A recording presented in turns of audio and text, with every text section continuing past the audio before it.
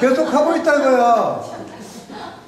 그래서 나는 이 삼자의 위대함에 관해서 늘 감사하고, 내 엄마, 내 아버지, 그리고 그 양자의 존재 근원이 됐던 또 어떤 무엇인가, 그걸 보통 난 자연이라고 부르고 보통 편의상 하늘이라고 부르는데, 그걸 하나님이라고 부르면 난 매우 싫어. 여기 이제 하나님을 생각하는 사람도 아마 없지는 않겠지만, 그건 좋다고 생각하지는 않습니다. 아니, 그거는 결국 기록신이라는 이야기인데, 뭐 할 일이 없어갖고 귀신을 수입해다가 쓰고 받들고, 수입해 쓰는 거는 그저 쓸만한 게 뭐 있나, 수입해 게 뭐 있는지 진짜 모르겠네. 하여튼 그 수입품 중에 가장 저급한 것이 귀신이라고 나는 생각합니다.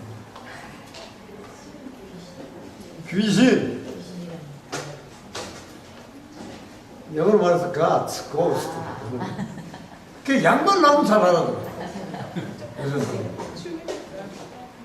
근데 내가 기억력이 형편없어갖고 어떨 때 정말 당혹스러울 때가 있는데, 가장 극적인 거는 내가 내 이름을 까먹은 적이 한 번 있었고, 그리고 우리말 고양이란 말이 생각 안 나고, 야, 나보고 카체 캣 말이야. 이랬더니 알아듣더라. 그런 경우가 있긴 있습니다. 나이를 기만하신 분이 오고 계시네요. 진짜 기만꾼, 지나친 비자발적인, 그러나 남들에 대해서는 분명히 사기를 치른, 아이 존재의 구조와 역동의 기본 요소인 나이를 남한테 착각하게 만드는 거, 이건 사기라고 보이는 거예요. 나는 남들이 볼 때 시각적으로 80으로 보지만 몇 마디 이야기하다 보면 아, 너 40대네 이러기도 한다고. 선생님도 만만하지 않으세요? 저희만 하시는 아니, 그래서 사실 내가 수염을 안 깎는 게요, 수염 깎아버리면 진짜 많이 탁 아래로 가버립니다. 그래서 괜히 난 요새 앵간하면 남들한테 경을 잘 안 쓰고, 근데 내가 그걸 당하거나 싫단 말이야. 수염을 깎으면 내 나이 또래 놈이 야 인마 이럴지도 몰라. 40대란 말씀드리고 사귄다. 그럼 50이라고 하지. 아 근데 내가 철학 깎은 걸 안 봐서 그런 거예요. 철학 깎으면 내가 이 아저씨보다 젊어 보일걸? 철학 깎으면 내가 피부가 하얗고 또 매끈하고 이러면서 자신감이 뭐 멋지시네요. 그래서 내 마누라가 나를 못 알아본 게 몇십 년간 몇 번 있었는데, 1983년에 그 아메리카에 몇 달 있다가 왔더니 그때 30대였죠. 그때 시커먼 털이 이제 이렇게, 지금보다 물론 더 왕성했습니다. 이렇게 한 석 달 지나서 한 이만큼 내려갔어요. 공항에서 내렸는데 마누라가 나를 못 알아. 애가 그때 3마리였는데 애들은 아빠 하고 달려왔어. 그러니까 애들은 총체적인 뭔가 인지 기능이 있는 거예요. 그건 먼 데 있었으니까 시각밖에 그때 작동을 못했을 텐데, 결국 눈으로 파악할 수 있는 이 형태감 뭐 이런 걸로 해서 난 쫓아오더라고. 마누라 그게 수염이었어요. 그러다가 언제 또 수염을 한 팍 깎았더니 또 마누라 못 알아보고. 애들의 왜 요새 30대, 40대 엄마들이 말로는 내 아들이 어떻게 하면 건강하게 살까 이렇게 말하는데, 사실은 그 속에 들어있는 말이 진짜 핵심은 뭐냐? 내 아들이 얼마나 남들을 물리치고 여유있게 뽐내면서 잘 살까 이런 건데, 그거에 중요한 행동이 뭐냐? 20대, 30대 애들이 지 자식을 천재 교육을 시켜. 나 그런 건 몇 번 봤는데, 연대 출신 부부하고 하여튼 몇 쌍을 봤어요. 이제 본인들이 지네가 수제라고 생각하니까 지네가 곱하기 상승작용을 하면 선제금 하나 나오겠지 라고 생각을 하고, 어릴 때 뭐 집에서 영어로 대화에 쌓고 뭐 전천에서까지 그런 새끼들 봤는데, 그리고 이제 보는 그 재밌는 걸 내가 봤는데, 우리한테 자식을 자랑을 하는데 그때 3살인가 4살인가 그랬는데 왜 생명 구분하는 그 책자 있잖아요. 그 약간 색조의 색상에 약간의 차이 가지고 뭐 2, 3, 5 이런 글자 같은 거 숨겨놓고 알아봐라. 그 복잡한 뭐 하트건 삼각이건 사각이건 복잡한 이 2차원 도형을 쫙 해놓고 그걸 가려고 1개, 2개, 3개 이래갖고 100개까지 간단 말이야. 근데 그 도형의 개수로 뭐야? 근데 이 조그만 새끼가 67, 48 금방 탁탁 즉각 답을 하는 거야. 와, 우리 아주 천재지 이런 건데. 그러니까 애들은 누구나 사실은 그 통합적 인지 능력이 있는 겁니다. 설명이 필요하지 않고 해부가 필요하지 않고 인수분해 같은 걸 거치지 않고 그냥 수와 관련된 그 이미지를 일치시키는 능력입니다. 근데 그 별거 아니거든. 그러니까 어른들이 지가 못하니까 지도 옛날에 그런 능력 다 가졌었는데 지가 못하니까 지가 33살짜리인데 5살짜리 애가 하니까 야 우리한테 천재다 이렇게 생각합니다. 다 웃기는 상상력이죠. 그러니까 이 창의력의 진정한 의미를 모르는 거예요. 어릴 땐 기본적으로 그런 능력 누구나 가진 겁니다. 그걸 지 자식한테만 있다고 생각하는데 딴 사람들은 그걸 안 했거든. 안 했다고 없냐? 다 가지고 있는 거예요. 근데 다 가지고 있냐? 14살 되면 다 쓰러져요. 결국 구조, 순서, 요소 이런 걸 통하지 않고는 사물을 이해하지 못하게끔 썩어버린다. 그러니까 사람들이 사실 꼭 발전하는 것만은 아닙니다. 인지능력을 퇴보하는 경우가 있죠. 어떤 요소 부분에서는 있죠. 자, 이제 들어갑니다. 이거 작동시켰죠? 예, 하시면 그러니까 오늘 아무래도 그 처음에나 무슨 이야기를 앞으로 할 것이냐 같은 이야기만 하려고 해요. 그러니까 크게 보면은 아주 뭐 바로 그걸 욕심 부릴 수는 없지만 어쨌건 한국 사상사의 전체 모습 같은 거 그거를 그릴 수 있는 어떤 뭐 자료, 감잡기, 냄새 맡기 이런 정도로는 되도록 할 생각입니다. 그래서 그럼 한국 사상사가 그게 뭐냐라고 직접 하려면 그건 뭐 수십 시간 걸릴 테니까 그 말을 바꾸는 게 좋죠. 한국 사상사를 구성하는 거에 요소가 어떤 게 있느냐. 또 한국 사상이라고 하는 게 그게 뭐다라고 살고 말하는 건 훨씬 큰 이야기이기 때문에 하여튼 직접 하기 좀 어렵죠. 한국 사상이라고 하는 것이 어떻게 흘러왔는가. 시간에 따른 변화 같은 거, 또 새로운 것에 이렇게 출현, 쓰러짐, 이런 작업들을 또 좀 보기도 해야 되겠죠. 근데 그건 역시 그걸 구성하고 있는 낱개들의 엮임으로 해서 이루어지는 거니까. 구체적으로 보려면 역시 뭐, 다른 고기로 가면 이황이 어떤 사람이냐, 무슨 이론을 내세웠냐, 정약이 뭐냐, 이제 이런 걸 쌓아가야 되는 것인데, 그거 하나하나 가려면 주요 인물만 해도 뭐 수십 명을 적어도 잡아야 되니까, 그런 것들을 좀 더 추상화하고, 압축하고, 거기서 나온 추상성으로 이어갈 수밖에 없죠. 그러니까 한국 사상의 주요 요소와 시기별 변화, 대충 이거라고 말할 수 있지. 일단 다른 말로 하자면.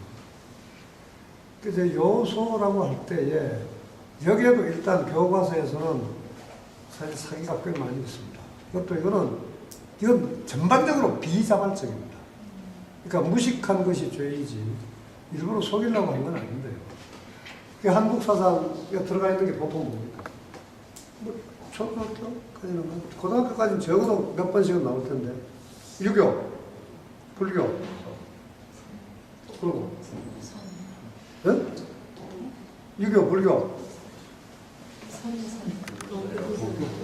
또, 아니 뭐 여러 가지 있는데 지금 이제 여러 군데서 나왔어요. 그러니까 유교 불교가 들어가는 거 대충 합의하는 것 같은데 거기에서 교과서에 실린 거는 많은 사람들이 이제 도교라고 하죠. 그리고 사실 그건 좀 틀린 말입니다. 선 여기서 나왔죠. 왜냐면 왜 자꾸 도망가냐. 요새 이게 내가 60 중반 이후에 조금 신경질을 많이 냈는데 물건들에 대해서 물활론적 사고 생활을 많이 가지고 있어요. 가다가 아까 영원이가 자를 나고 때릴 때 연호하고 이랬지. 그게 내 정신 상태는 그렇습니다. 이게 물건들이 내 말을 안 들어. 코 풀고 저기 있는 휴지통 딱 집어던지면 수십 년간 백발백중으로 들어갔어. 근데 이것들이 내 말 안 들어. 심지어 이 핸드폰이라니 아주 기계 있는 놈도 이것도 말이지. 너 줄여라 했는데 막 잘 안 줄고 커지기도 하고. 그게 물론 야는 그러겠지. 에이, 아저씨 손가락이 위로 갈 걸 아래로 갔잖아. 이럴 텐데 이게 금방지긴 한데 저하가 난다 이게 어쨌든. 난 그래서 기분 나빠. 지금 방금도 이제 그렇다 이건데. 요게 내가 딱 맘먹으면 내가 원하는 자리에 딱 손에 닿게 있어야 되는데 얘가 숨어서 이거 봐봐. 그래서 기분 나쁘다. 나쁘고 조심해. 근데 유불 도라고 보통 하는데 사실은 유불 선이 좀 더 가깝습니다.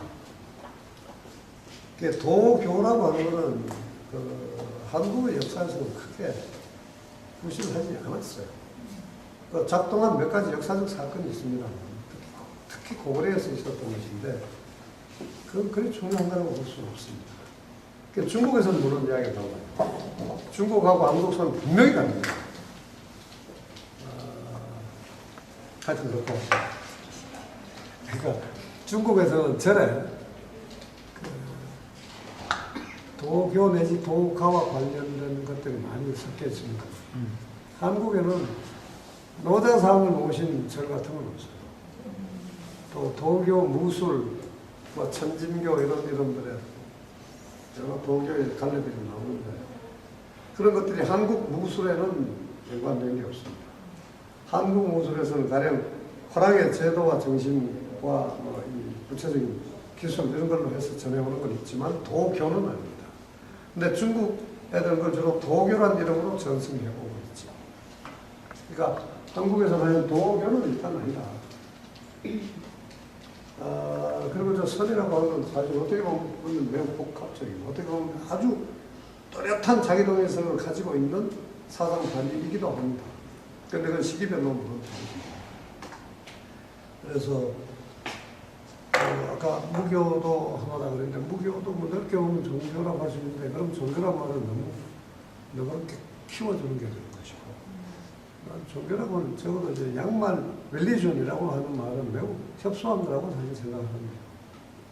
여기에도 옛날에 2000년 전부터 이미 종교란 말을 썼습니다. 근데 그거는 지금 말하는 이제 양말 릴리전의 번역이 아닙니다.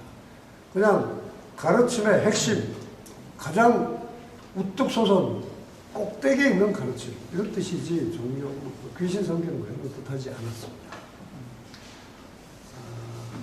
뭐 하여간 뭐 그걸 그냥 넓게 봐줄 수는 있는데 한국에서는 유교, 불교가 들어오기 이전부터의 고유한 사상의 맥이 분명히 있었습니다. 강력한 힘을 가지고 그걸 일단 좀 넓게 해석한 선이라고 하는 걸로 보관할 수가 있죠. 이제 그렇게 보면 유불 선이라고 할 수가 있습니다. 근데 이 시기별로 매우 다른데 가령 우리는 뭐 바로 어제 것이 기억이 잘 나고 치매가 아닙니다. 대충 30년 전 건 희미하게 기억하게 돼 있죠. 그러니까 그것처럼 역사도 마찬가지입니다. 조선시대, 일시조선의 역사가 우리의 지금 현실에 가장 크게 영향을 미치는 것이고 고려나 신라나 고구려나 구려나 저 위에 조선이나 이렇게 가면 지금 우리의 삶으로부터 많이 멀어져 있습니다. 그러니까 우리의 기억 속에 저장은 분명히 되어 있는데 그 기억을 우리가 끄집어내지를 잘 못하고 있죠. 우리의 피 속에, 살 속에는 가령 단군 신화의 족적이 아직 사실 있어요. 있는데 우리가 기억하는 거는 이황이나 정도전이나 정약용 같은 사람이지 그 원년만 해도 좀 머리가 있고 이럴 겁니다. 그래서 조선시대가 이 현실에 대한 규정력이 가장 강한 역사시기이기 때문에 그래서 한국 전통사상 하면 유교를 첫 번째로 대충 꼽고 있죠. 또 이거 충북대에서 수십 번 했던 말인데 생리적 현상을 도덕적 판단의 주제로 삼습니다. 코가 나오면 코를 푸는 것이고 가래가 나오면 가래를 뱉어야 합니다. 물론 방구가 나온다고 해서 여러 사람 앞에서 엉덩이 내고 발사하는 건 좋지 않겠지만 또 까먹었네.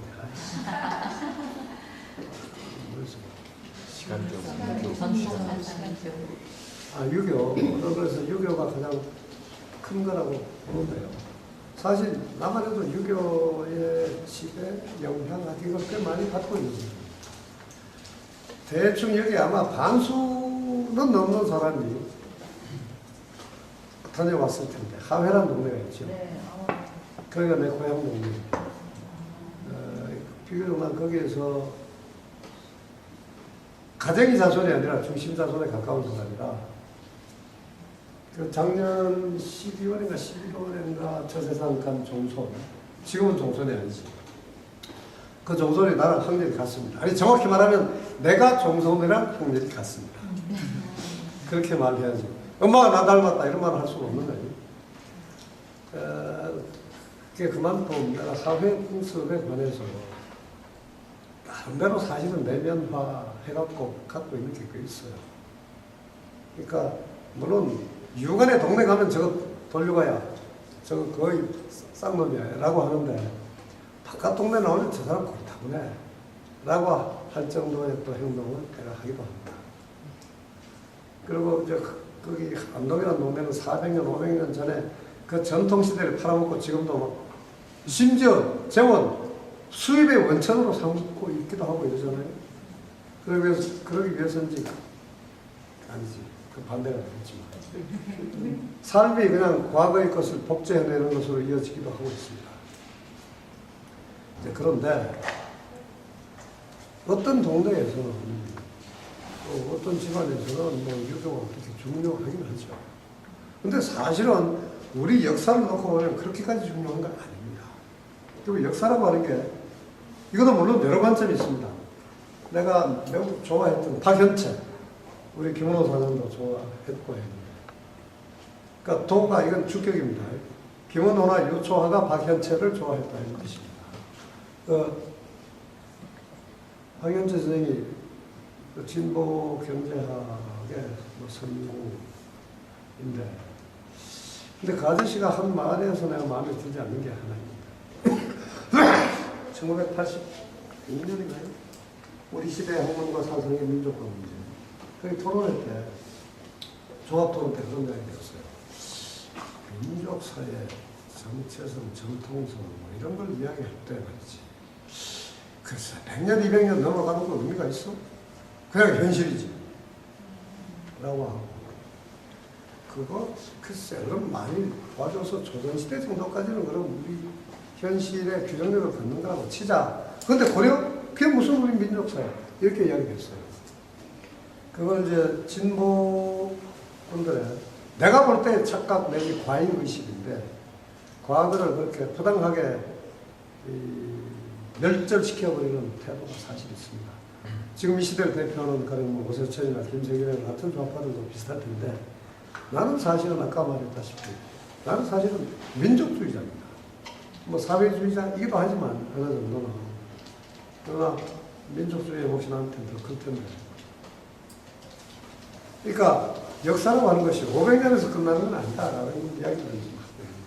2000년이건 3000년이건 족적을 찾아갈 수 있을 때는 그 꼭대기까지 다 우리의 역사 속에 집어넣어야만 하는 것입니다. 그런 역사가 없는 미국이나 일본은 역사 자체는 얼마 안 됩니다. 일본은 7세기 이전에 역사가 없어요. 만들어진 것밖에 없습니다. 근데 한국은 뚜렷한 족적이 돌로, 글씨로, 글로 삶의 터전으로 남아있는 게 사실 아무리 적어도 아무리 짧게 봐도 2000년은 넘습니다. 좀 더 크게 보면 더 이제 몇천 년도 더 올라가는데 민족이라고 하는 개념은 유럽서 규정하는 거 그걸 그대로 따와서는 안 됩니다. 그러면 우리 한국은 민족이 아닙니다. 지금 그 서양 애들이 하는 걸로는 민족을 규정하는 것 중에 아주 중요한 걸로 경제 공동체를 잡는데 걔들은 근대 이후에 17, 18세기 이후에만 민족이 성립하는 족속입니다. 그렇기 때문에 생활의 공동성을 확보하지 않은 일상을 공유하지 않는 게 무슨 민족이냐? 걔는 그렇게 본다고. 근데 그 경제라고 하는 게 사실 지금 자본주의가 되면서 이제 국제화된 것이지. 사실은 걔들은 그 이전에 훨씬 낙후도 있었기 때문에 공동체적인 게 별로 없었습니다. 걔들은 전쟁을 해도 집안끼리, 혈통끼리 왕위 계승권이 프랑스 갔다 스페인 갔다가 네덜란드 갔다가 영국 갔다가 이런 놈들이기 때문에 걔들은 민족이라는 개념이 있을 수가 없어요. 임진왜란 가는 병자란 때처럼 평민이 가가지고 싸우고 이런 게 걔들이 있을 수가 없습니다. 그건 왜냐, 여기는 계급 계층이라고 하는 것이 그렇게 강력한 게 아니었고, 아무리 나쁜 놈들이 양반 새끼들이 우리를 배골게 하고 억압을 했어도 우리의 삶의 공동체, 이것이 이놈들한테 짓밟혀서는 안 된다는 게 평민들 심지어 종목에게까지 있었다고. 너희들도 의병에 참가했어요. 그게 뭘 의미하냐? 지배가 자유로웠다 이런 뜻이 아닙니다. 그 이전에 이 동북아 유형의 민족이 그때 이미 있었다는 걸 의미하는 겁니다. 계급 계층보다 더 강력한 응집력을 발휘하는 어떤 커다란 덩어리가 있었다. 그것이 역사의 중심으로 주체인 겁니다. 그러니까 박연차 선생은 이제 자본주의를 완전히 벗어난 새로운 시대에 국가가 사실 없는 시대고 그러기도 하고 하는 게 이제 진보이기도 하니까. 그래서 고려는 우리의 역사가 아니다라고 보는데 사실은 난 그건 잘못된 거라고 봅니다. 독립운동에서 빼어난 두 스타 중에 한 사람이 신청을 하고 나는 보는데, 첫 번째는 뭐 여기 있는 사람이 아마 한 사람도 모르려고 생각하지만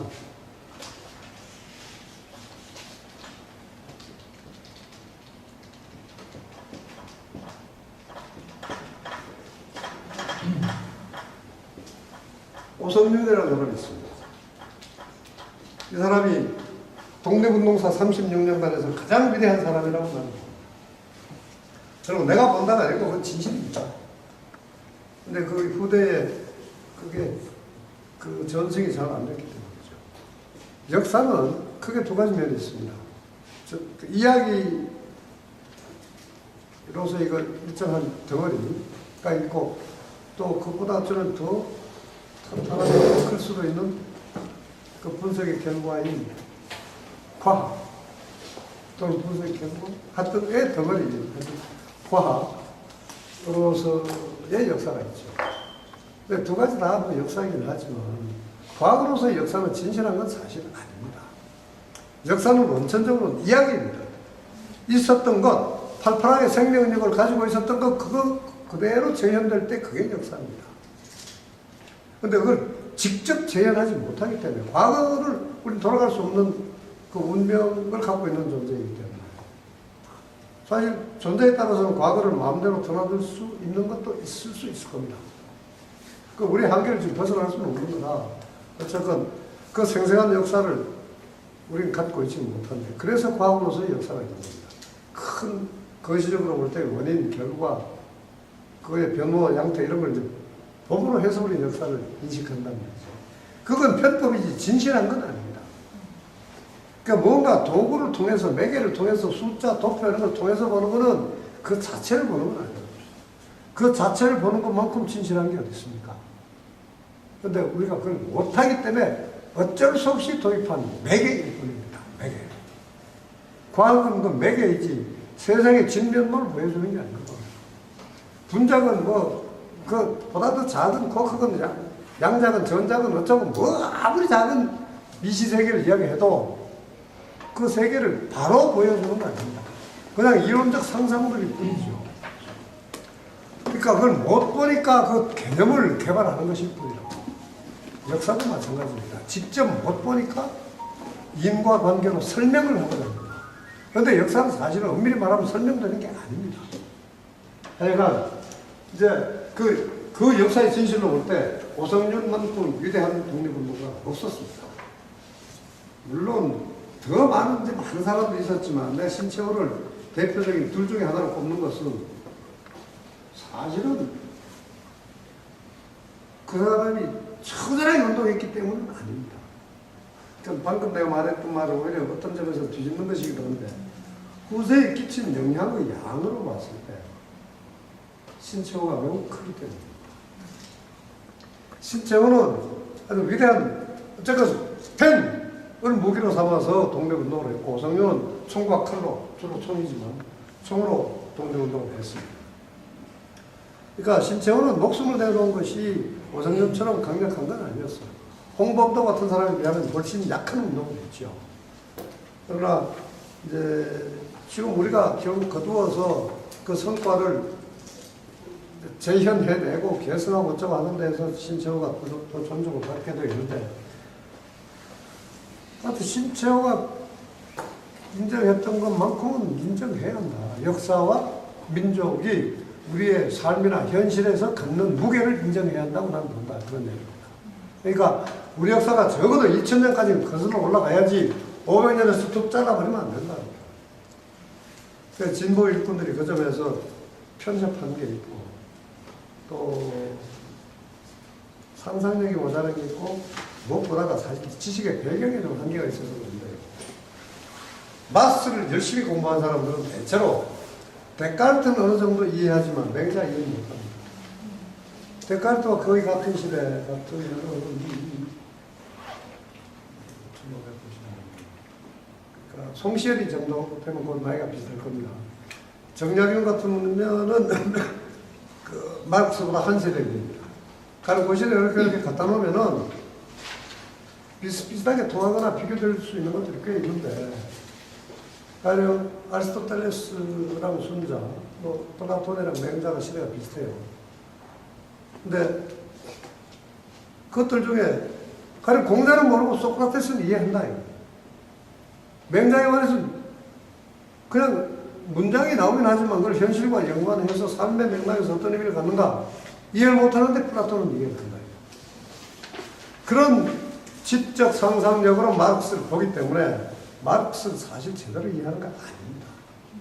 유럽인들에게는 자연스러운 것일 수 있지만 한국의 가령 한국 사회의 변혁 운동에 전맥을 시키려면 그 마르크스는 그걸로만은 안 됩니다. 서양이 유럽과 조선이 다른데 그 마르크스를 갖다가 어떻게 우리 사회를 바꾸는 텍스트로 삼습니까? 그런 점에서 성실한 마르크시스트는 성실한? 아니다. 내 말을 약간 먹어야 되겠네. 치밀한 마르크시스트는 성실한 마르크시스트가 아닙니다. 내가 나를 위한 변명을 우격다짐식으로 하고자 하는 것인데 한국에서의 변혁은 민족주의와 결합할 때 진정한 진보가 되는 것이지 마르크스만 갖다 놓고 마르크스 레닌을 갖다 놓고 진보라고 하면 사실은 안 되는 겁니다. 그건 따로 시간이 되면 여러 20시간 정도 이야기가 있습니다.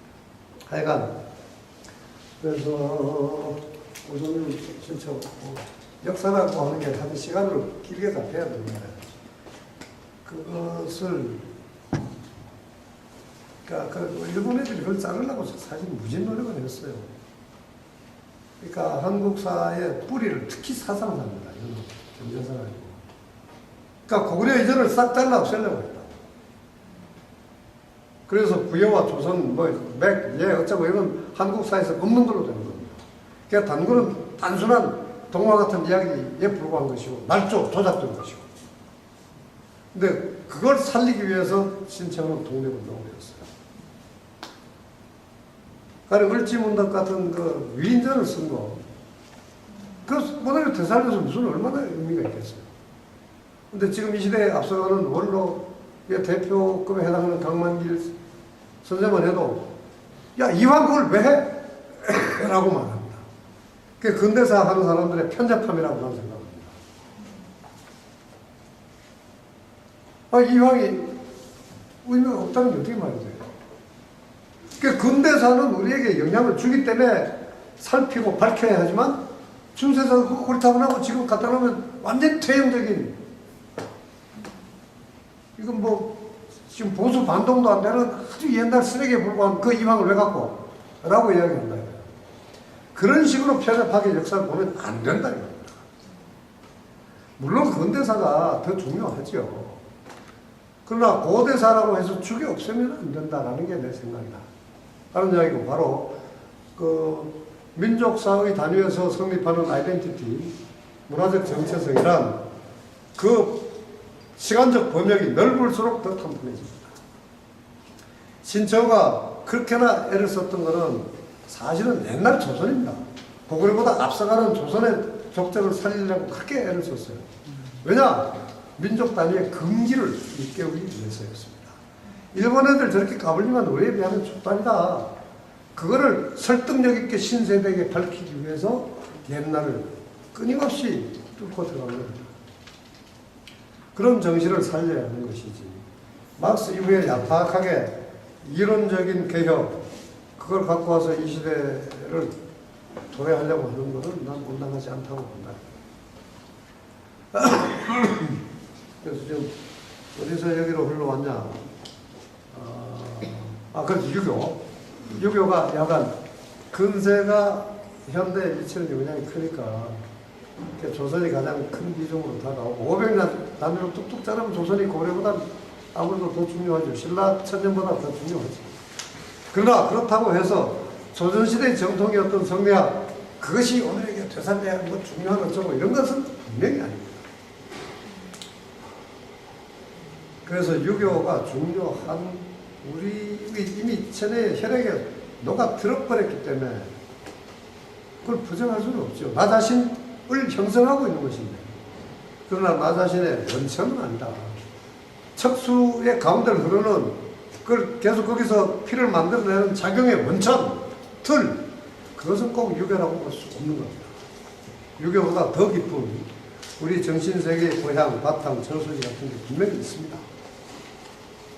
그 점에서는 뭐 지금 종교에 따라 다를 수는 있지만 현재를 가지고 과거를 그런 식으로 평가하면 안 됩니다. 20세기 이후에 가령 한참 푹 뛰어버리고 이제 이번 10번에 그 이야기를 할 수 있을지 모르지만 10번째 제목으로 슬쩍 잡아놓은 셈이긴 한데, 가령 20세기, 19세기 말에 조선이 근대를 맞기 전에 크다는 세 가지 흐름이 있습니다. 크게 물론 잘게 쪼개면 뭐 6가지, 7가지라고 해야 되는데,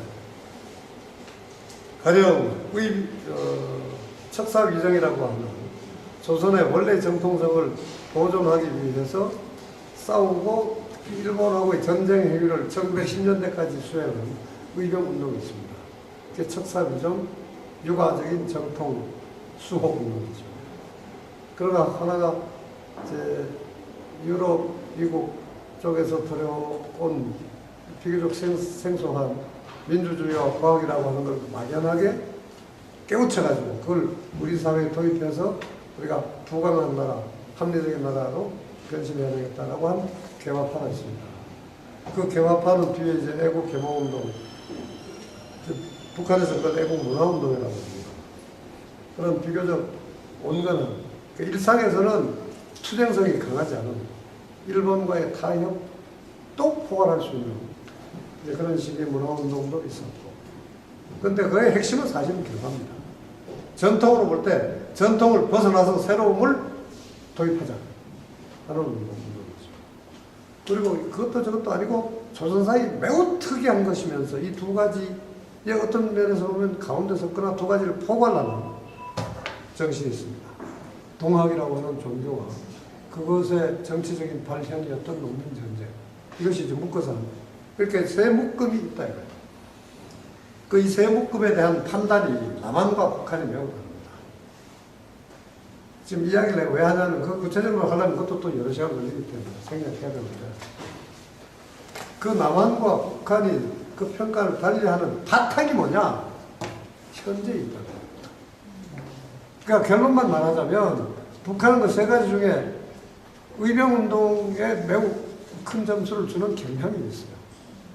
그 남쪽에서는 그 좀 애매하긴 한데 이와처럼 이제 동학이 정통 그 고시대를 대표하는 혁신운동이다라고 보기도 하고, 그러나 그 이후에 사회 발전으로 볼 때는 개화 정신이라는 게 과학과 민주주의 핵심가 개화의 사실은 핵심입니다.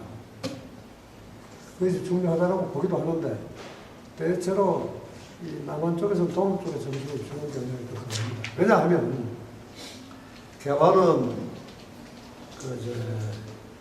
그걸 다시 엉뚱하게 지금 다시 1980년 이후 이 남한 사회를 놓고 보면은 이 경제를 보다 효율적으로 발전시켜 나간다, 성장시켜 나간다, 이런 걸 볼 때 그 개화에 가장 있습니다. 그리고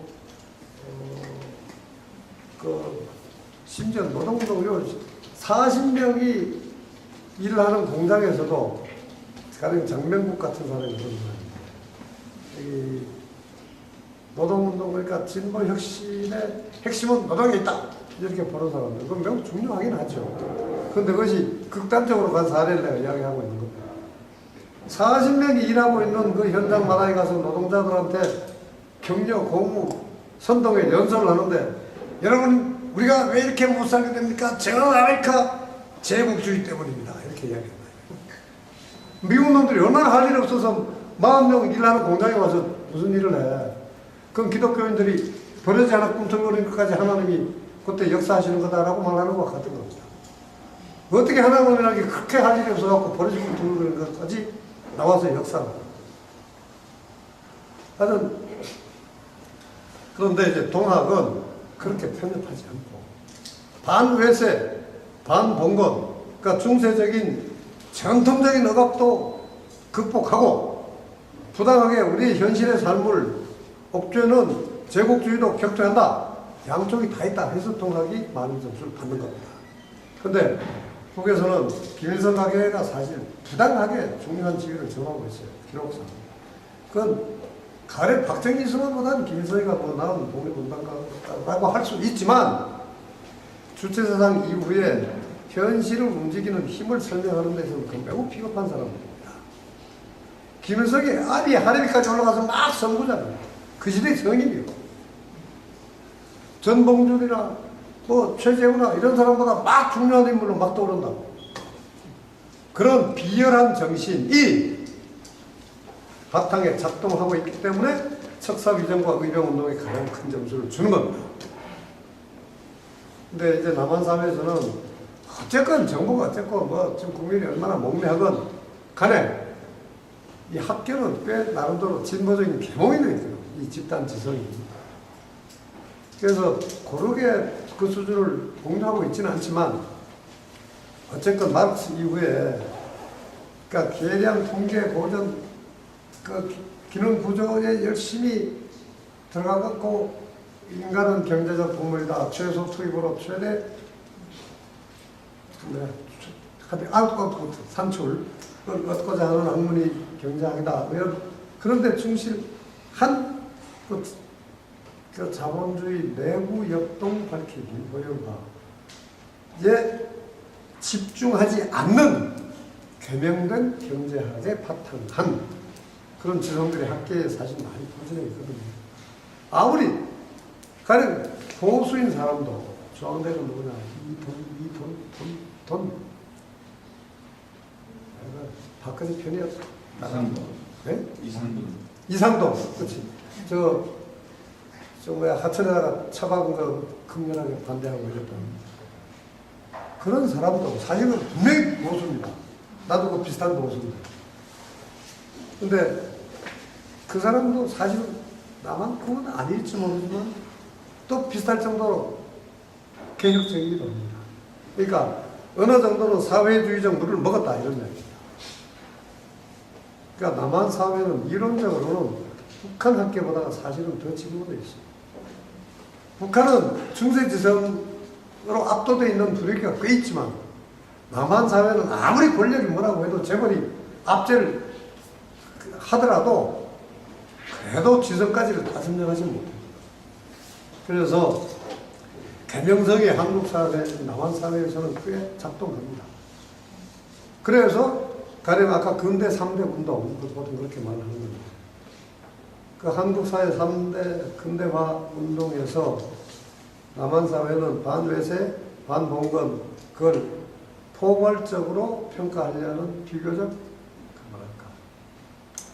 하여튼 형평 있는 안목을 갖추고 있는 것이고 북에서는 거기서 반중세보다가는 반외세라는 현실적 과제에 중점을 두면서 그걸 과거 시기에까지 투영을 하다 보니까 김형직이니 그 아버지니까지 거대한 인물로 만들게 됩니다. 그래서는 안 된다 이겁니다. 역사는 그 시대에서의 비중 그대로 봐야 하는 것이지 그 시대의 역동에서 김옥필이 가졌던 그 그대로 그 몫을 인정을 해주고 죄종을 가지고 그대로 인정을 해줘야 하는 것이지. 현대로 봤을 때 뭐 어떤 놈은 외세 빌부터 먹은 매판 세력이 돼버리고 어떤 놈은 민족의 독자성을 지키기 위한 거룩한 사람이었다. 이렇게 평가할 수는 없는 거거든요. 그러니까 역사는 그 시대별로 온당한 몫을 개인에게나 사상에게나 집단에게나 줘야 하는 겁니다. 그러니까 그 점에서 현대를 지나치게 강하게 과거에 투영시키는 건 옳지 않다라고 나는 봅니다. 그런데 진보학계에도 그런 사람이 꽤 많아요.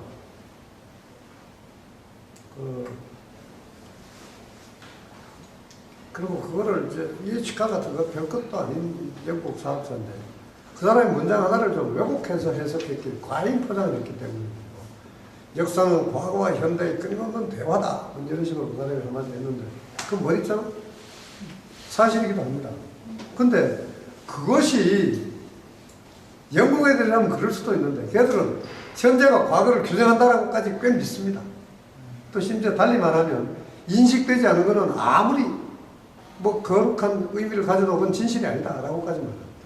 그러니까 크게 말하면 실증주의라고 하는 20세기의 지배 철학의 번짐 때문인데 그 실증주의라는 거 하는 건 사실 21세기 인류가 극복해야 할 매우 중요한 부정적인 색깔이 꽤 많이 들어있습니다. 기술로, 도구로서는, 인스트루먼트로서는 실증주의도 사실 매우 중요하죠. 전체적으로 나쁘다가 아니라 그것이 도구일 때, 기술적으로 처리할 때, 그때는 그 매우 중요한 것이죠. 그러나 그것이 학문과 사상을 경계짓고 지배하고 원칙으로 작동할 때는 그건 부정적인 겁니다. 그래서 조금 전에 문장이 뭐였나? 그러니까 과거는 그냥 과거 뭐 그대로 평가하고 나서 거기서 현대를 같이 이렇게 비추어보는 성찰의 거울로 삼아야 하는 것이지. 이제 돌아왔네요.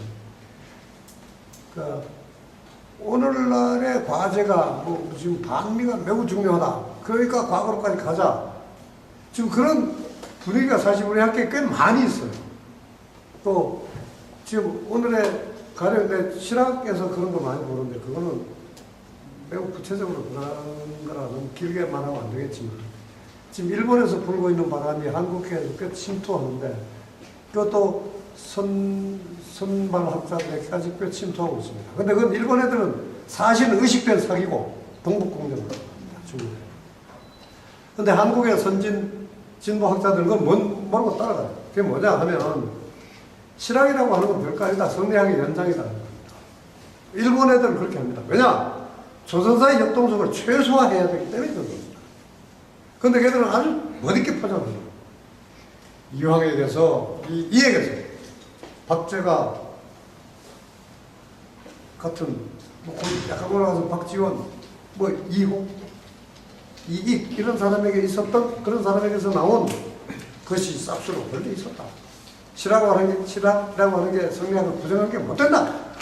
성리학은 매우 포괄적이고 종교성도 가지고 있었고 실천력도 가지고 있었다. 물론 다 있었어요. 그 말이 어떻게 보면 다 사실입니다. 그런데 그것이 실학을 부정하는 큰 틀 위에서 도구로 쓰이는 거예요. 그러니까 한국인들이 그걸 멋모르고 따라가요. 근데 그것이 결국 현재가 과거를 규정한다라고 하는 묘한 일본식, 미국식, 유럽식 논리에 자기도 모르게 세뇌되어서 마비되는 겁니다. 이 각성은 사실 매우 중요한 건데요. 지금 아주 온당한, 내가 아까 여러 가지 했지만 더 이상 여러 가면 조금 내 미안하니까 내가 워낙 자주 보는 사람들이고 더 이상 구체적으로 실명은 거론하지 않겠는데 하여튼 진보적인 리더 학자들이 그렇게 말려 들어가고 있다. 그리고 일본 애들, 미국 애들 중에 꽤 양심적인 사람들 있잖아. 뭐 6.25의 진상을 이야기하고 그 일본의 조선 착취의 진상을 이야기하고 하는 건 비교적 양심적인 사람들. 근데 걔들도 아무리 가봐서 걔들은 결국 아메리카 시민이고 일본 한국 시민이고 이렇습니다. 걔들이 의식하거나 의식하지 않거나 간에 한국사에 관한 부당한 부정은 분명히 거기 들어있어요. 근데 그 사람이 양심적이다 해서 이 땅에 진보 지식인들이 몰려가서 막 상처납니다. 그것이 현대의 진국이, 현대의 과제가 과거에 지나치게 강하게 투영되는 것, 얹히는 것 때문입니다. 그냥 과거는 과거 맥락에서 일단 밝혀내야 합니다. 거기서 그 맥락에서 저놈들이 얼마나 잘못했길래, 교복교리가 어떤 점에서 조금 모자랐길래 우리가 좀 반성해야 되냐, 이런 식으로 접근해야 되는 것이지. 그럼 그 일본과의 기본 제휴 속에서 됐었던 거니까 그건 매국노다, 이런 식으로 규정할 수 없다. 그리고 그때 인민을 박해했던 그 거대한 질곡은 기본적으로는 중세 봉건 체제인데 그걸 극복하라고 했으니까 그만한 영웅이 없다. 어떤 쪽도 맞지 않는 겁니다. 절충하자는 이야기가 아닙니다. 그 과거는 과거 그 자체에서 봐야 합니다. 일단 볼 수 있고, 그건 못 볼 때 다른 상상력을 동원해야지, 현대의 기준을 잣대로 해서 과거에 됐다 얹어갖고 치면 안 되는 거예요. 그건 그리스 말레가 지금 이름이 기억 안 나네. 침대에 맞춰서 다리를 자르거나 내리거나 하는 겁니다. 꼭 역사를 그런 식으로 보면 안 된다. 사람이 발을 그대로 두고 거기에 맞게 침대를 바꾸든지 새 침대를 들여오든지 해야지 어떻게 침대에 맞춰요. 물론 비율이가 약간 의미상 거리가 있습니다만 그런 식이 되는 겁니다. 하여튼 현대를 기준으로 과거를 평가, 그런 식으로까지 자를 딱딱 들이대갖고 끊고 느리고 하면 안 된다. 그러니까 우리는 과거의 몫을 제대로 보도록 봐야 한다. 근데 유교가 우리에게 매우 중요한 것으로 되어버렸지만 꼭 하회 종손이 생각하듯이 유교가 한국 정신의 전체인 것처럼 봐서는 안 된다. 뭐 불교도는 아무리 뭐 도란돌이라고 해도 명진만 해도 결국 저거 부처님을 갖다 대놓고 이야기하는 게 바탕에 깔려있지, 한국을 한국 그 자체로 보겠어요? 불교라는 틀 속에 있는 사람은 결국 그 속에서 보게 되는 겁니다. 여기를 무슨 연애가 재림하는 정토로 만들자라고 생각하지, 그 사람들이 진짜 민주주의를 얼마나 이해하겠습니까? 그러니까 저 경제는 경제의 틀 속에서 봐야 하는 것이고, 종교로 경제를 재단하면 안 되는 겁니다. 그러니까 한 현재는 현재가 가지고 있는 몫이 그냥 그만큼이다라고 봐야지, 현재를 독재적 지위에 갖다 오는 거죠. 그러니까 유교, 불교가 가지고 있는 뭐 공적인, 그러니까 공적을 가지고 있는 긍정적인 기능도 분명히 있었고, 그것이 가진 한계도 분명히 있다 하는 걸 일단 구체적으로 가기 전에 먼저 사실을 어떻게 말하면 선언적으로 말할 수 있어야 합니다. 몇 천 년을 지속해온 역사 속에서 왜 사정이 돌아가고 금방 그 영혼을 어떻게 다 잡으면 그건 불가능합니다. 그리고 그런 정도의 어숙한 민족이라면 지금까지 역사가 지속되지 못합니다. 그리고 어떻게 200만 명이 인구의 10분의 1이 죽어나가는 독립운동을 그렇게 몇십 년간 어떻게 할 수 있습니까? 그건 불가능한 겁니다. 그런 거를 포괄적으로 봐야 합니다. 포괄적으로.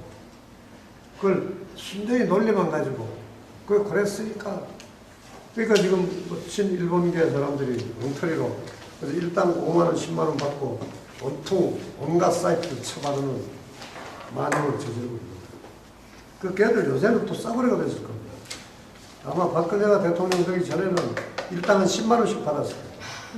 근데 요새는 10만원 안 될 겁니다. 걔들 싸구려가 될 겁니다. 그러니까 스스로를 자꾸 쓰레기통에 집어넣는 겁니다. 그 쓰레기의 사주를 받아서 스스로의 삶을 지속하면 그 자신이 쓰레기가 될 수밖에 없죠. 유교, 불교만으로 채워지지 않는 한국 사상사 요소가 분명히 있다. 그리고 그것이 우리가 지금 스스로 확실하게 확인은 잘 못하지만, 그러니까 에서테인 하지는 못하더라고요. 적어도 내 뼈와 피 속에 흐르고 있다 하는 것은 역시 선언적으로 인정해야 합니다. 그리고 이제 그게 그러니까 요소로 대충 뭐 할 생각이 그렇게 있을 수 있는데, 뭐 어떤 사람은 그걸 뭐 단군 종교다 뭐 어떤 사람은 글쎄요. 뭐 근대에 있었던 무슨 천도교가 대표한다 뭐 이럴 수도 있고 무슨 천부경이 그것이다 뭐 이런 사람도 있고 아니다 무당이다 뭐 이런 사람도 있고 뭐 여러 갈래가 있겠지만 사실 그게 무당이라고 보는 건 그건 결국 일본식 정신의 표현처럼 거룩한 임금, 사실 우리가 생각하는 임금이나 대통령보다 더 거룩한 존재입니다. 옛날에 지배자 청동기 시대. 그게 어떻게 그걸 무당이라고 합니까? 지금 시대 무당은 아주 천덕거립니다. 그러니까 유교의 정통성이 확립된 조선시대 이후엔 무당은 사실 찌꺼기 인간입니다. 물론 지금은 거기까지는 아니지만 어쨌건 단군 정신을 무당 정신이라고 하는 건 말이 안 돼요. 그러니까 거기에 일정한 확인을 거쳐서 최소한의 제표형, 그러니까 재구성, 뭐 되살려서 오늘의 뭐 신봉하는 종교로 삼자 그런 이야기가 아니라 우리 역사에서 작동했던 그 면모들을 밝힐 수 있어야 한다. 요소는 하여튼 그런 식으로 어떤 식으로든지 10개 강의 중에 말할 수 있는 만큼 찾아가 보는 것이고 시기별로 분명히 많이 변화해 왔습니다.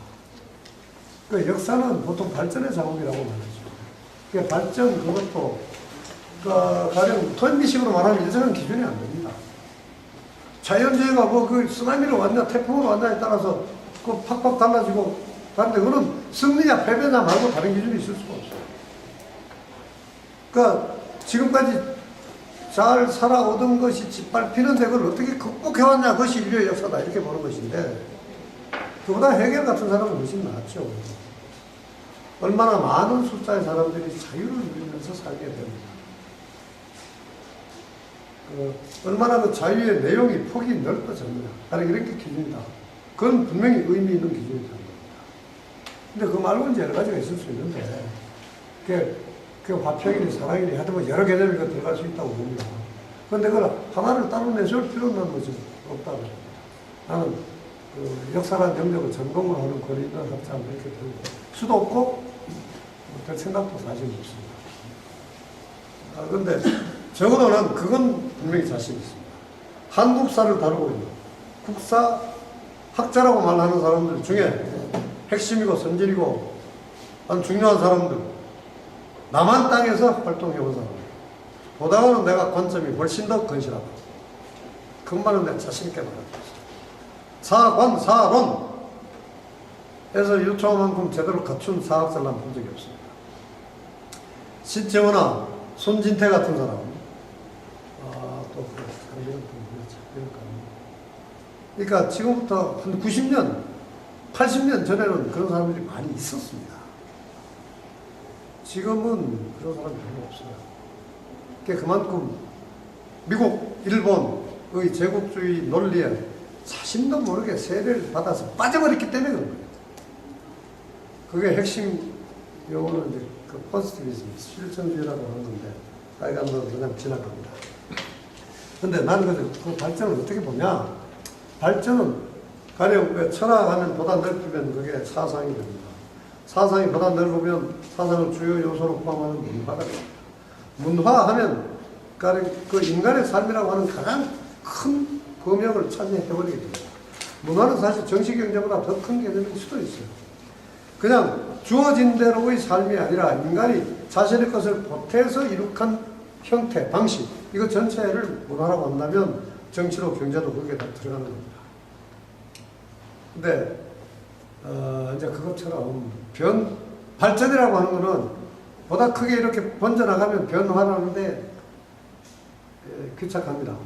근데 변화와 발전은 분명히 다르거든. 발전은 어딘가 위로 올라간다거나 넓어진다거나 깊숙해진다거나 뭔가 질적으로 보태졌다거나 이렇게 들어가는 거 아니겠어요?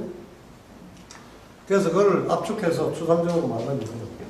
그건 뭐 어떤 사학자가 말한 거 아닙니다. 그냥 내가 말하는 건데. 발전이란 변화인데 아주 압축해서 한마디로 말하자면 그 당대의 맥락에서 필연성을 지녔던 변화. 그걸 발전이라고. 여기 그 필연이 당위라는 색깔, 가치의 색깔을 보탤 때 더 설득력을 갖게 되죠. 그러니까 그거는 이제 가령 해결은 물론 한 측면만 이야기했지만 그 비슷하게 말할 수가 있어요. 한국사는 그런 면을 아주 잘 보여주는데, 그러니까 권력이 보다 합리적으로 가령 운용됐다. 권력이 보다 온당한 방식으로 계승됐다. 재생산의 이야기입니다. 그리고 그것이 구체적으로 운용되면서 보다 많은 사람들에게 온당한 대우를 했다.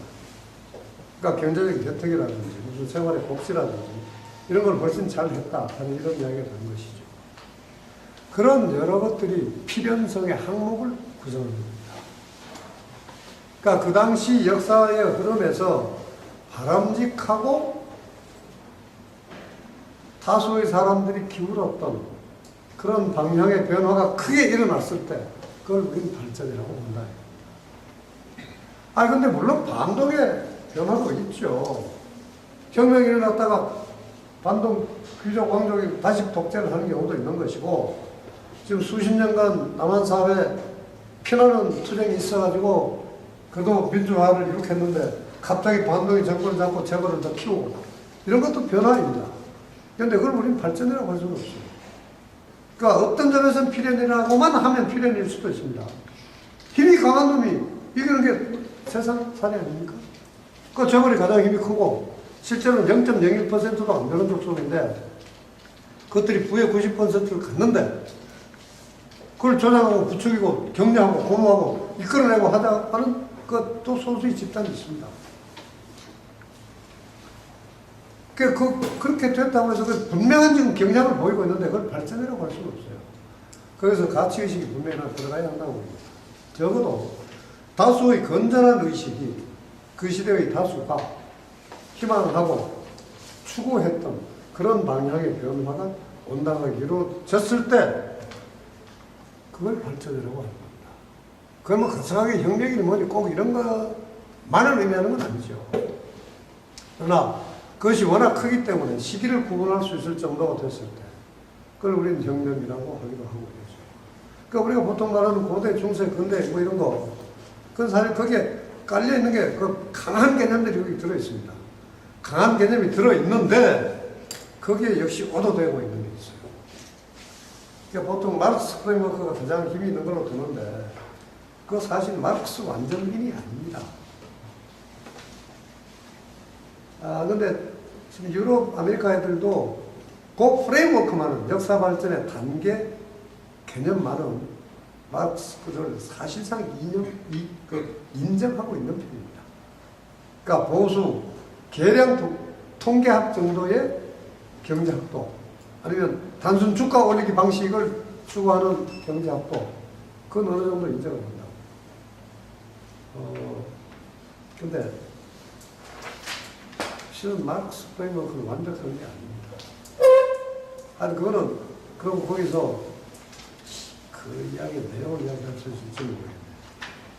유럽의 변화 양상을 가지고 그것을 역사의 틀이라고 마르크스는 상정을 했고 그건 뭐 우수한 상상력의 결실이었습니다. 그 사실 훌륭한 것이죠. 한계가 있다는 것이지 뭐 헛거다라는 이야기는 아닙니다. 근데 거기에 이제 분명한 한계가 뭐냐? 원천적으로 크게 볼 때 마르크스가 살았던 그 시절까지의 유럽, 특히 그쪽에서도 서쪽 유럽, 나중에 아메리카를 포함하는 서쪽 유럽, 그쪽의 삶의 궤적을 인류의 보편적 표준인 걸로 바꿔버린 거예요.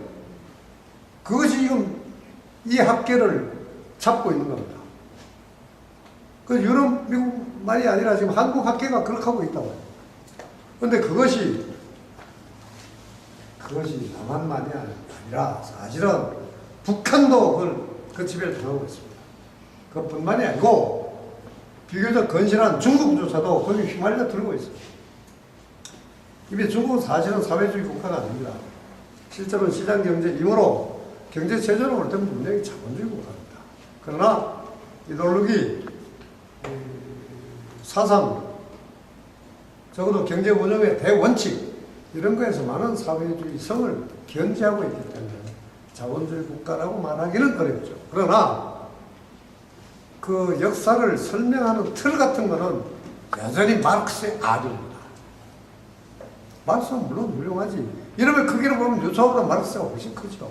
그러나 큰 놈이 다 훌륭한가? 마르크스의 프레임워크는 유효한 일정한 한계가 있습니다. 거기서 특히 내가 강력하게 이야기하는 바는 지금 어떤 역사학자도 이런 이야기 한 놈이 없어요. 신처가 살아나면 손진태가 다시 오면 내 말을 긍정할 겁니다. 유럽의 역사가 아니라 동아시아의 역사가 인류 역사의 발전 단계를 구획하는 기준으로는 훨씬 유효한 자료가 된다. 고대, 중세, 근대, 현대를 가르는 기준에 연도 같은 게 있습니다. 가령 고대는, 물론 고대는 대충 BC 한 800년 정도, 그보다 올라가지는 않습니다. 그 올라가면 전설시대가 되어버리고. 가령 뭐 노예제다, 그리고 연도로 보면 대충 476년이 고대의 마지막 해입니다. 무슨 큰 시대가 어떻게 연도 하나를 탁탁 끊어지겠습니까? 그러나 상징적인 사건들이 있을 거 아니에요. 그 서로마 제국, 오리지널 로마 제국의 멸망이 476년입니다. 대충 그걸 고대의 종말이라고 보고, 그리고 이제 그 고대의 문명이 사그러진 걸 이제 암흑이라고 볼 때, 암흑 시대는 길게 보면 1450, 그러니까 15세기까지 표정을 하는 개념도 있고, 암흑 시대 다크에이지스라고 하는 게 좁게 보면 중세가 나름의 밝음을 구현해냈기 때문에 중세에 들어가기 이전에 대충 한 800년에서 중세의 본격적 시발은 800년으로 옵니다. 에릭 우게나라고 하는 사람이 태어났는데 그 800년 전까지 그 한 3, 400년에 시대에 아무것도 주도하는 정신이 없었어요. 그걸 암흑시대라고 규정하기도 합니다. 그 다음에 그 중세의 막연한 형태가 지속되는 게 1453년까지 가는데 그게 동로마 제국이라고 합니다. 프랑코 왕국이라고 하는 이름으로 세속가도 있고 교황과의 마찰 경쟁을 통해 갖고 끊임없이 왔다 갔다 하던 그 권력 형태의 불안정이 사실 그렇게 4,000년 가까이 지속된 건데 그게 서양에서의 중세입니다. 서양은 중세가 국가 단위로 성립할 수가 없습니다. 교황이라고 하는 중앙 권력은 있지만 지방 단위의 국가라고 하는 건 사실은 성립하지 않는 시대입니다. 그것이 이제 대충 무너지는 거를 동로마 제국의 멸망 1453년으로 잡거든요. 그리고 또 중간한 또 사이 시간이 보통 우리가 르네상스 부활의 시대라고 하는 게 있지. 그걸 거치면 본격적 근대는 대충 1600년으로 잡습니다. 그러니까 1600년이 근대 시발이다. 또 800년이 중세 시발이다. 이거 사실 웃기는 것인데 그건 인물의 사건이 아니라 인물입니다. 중세 사상의 초기 철학자가 되는 에릭 우게나라는 사람의 탄생일이고 1600년은 뭐냐? 중세의 교황의 전횡을 교황이 아니라 카톨릭의 전횡을 종식시키는 철학적 개명을 본격적으로 가장 전형적으로 구현해내는 철학자가 지오르다노 브루노라는 사람입니다. 요새식으로 말하자면 이제 이태리 사람인데 그 사람이 화형당해 죽는 해가 1600년입니다. 그래서 그거를 기점으로 삼아서 대충 근대를 잡습니다. 근데 이제 내가 이제 이야기를 왜 하냐? 그게 중요한 해다 아니라가 아니라 어떤 식으로든지 시대 구분할 때는 사건이 뭐니 이렇게 어림잡아서 선을 그어야 될 거예요. 그래서 걔들이 그렇게 하는데 그 선이 얼마나 웃기냐 이런 이야기입니다. 결론은. 근데 동아시아는 그렇지 않습니다. 적어도 한국사, 중국사는 뚜렷한 설득력 있는 기준이 있습니다. 그래서 사회 체제가 정치 운영의 방식, 틀이 그 시대를 이끌어가는 정신이 달라집니다. 그럼 소소한 사건 하나로 획을 걷는 구차한 그런 시대 구분이 아니다. 그게 유럽 사회 시대 구분을 웃긴다 이런 이야기고 한국사, 중국사에서는 그보다는 분명히 합당한 기준이 작동해서 고대, 중세, 근대를 갈라낼 수가 있습니다. 그 구체적인 이야기는 그 중에 일부는 하면 될 겁니다. 한국사에 관해서만은 내가 할 것이고 하면서 중국 이야기를 같이 끌어오게 될 거예요. 그러니까 한국사에서 고대, 중세, 근대를 가르는 그 현대는 뭐좀더 애매하지만 하여튼 현대를 가르는 합당한 기준이 마르크스급보다는 훨씬 더 온당한 형태의 것으로 성립한다. 그 이야기입니다. 그것이 내 이야기로 책임된다. 그래서 마르크스건 뭐 아리스토텔레스건 유럽 애들 그걸 갖다가 여기다 갖다 놓고 그걸 끼워 맞춰서 앵무새처럼 해갖고 신이론을 해갖고 막 빛나는 스타들이 있죠. 그 사람이 넓게 보면 그건 자발적인 사입니다. 물론 그 중에 무식해서 따라가는 사람도 있어요. 그게 진짜 스승이라고 생각하기 때문에. 그래서 미국 갔다 온 사람은 뭐 콰인이 나의 스승이다, 지도교수다 해서 막 의심하는 사람들도 있는 것이고. 이제 그 사람들은 일단 죄는 없는, 그러니까 이건 노름틀 이노센트죠. 무식해서 무죄. 그런 사람들입니다.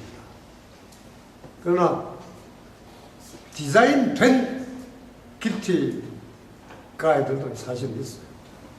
지가 말하는 게 헛것인 줄 알면서 또는 지가 하는 게 무슨 말인지 모르면서 막 역설을 하는 사람들도 있습니다.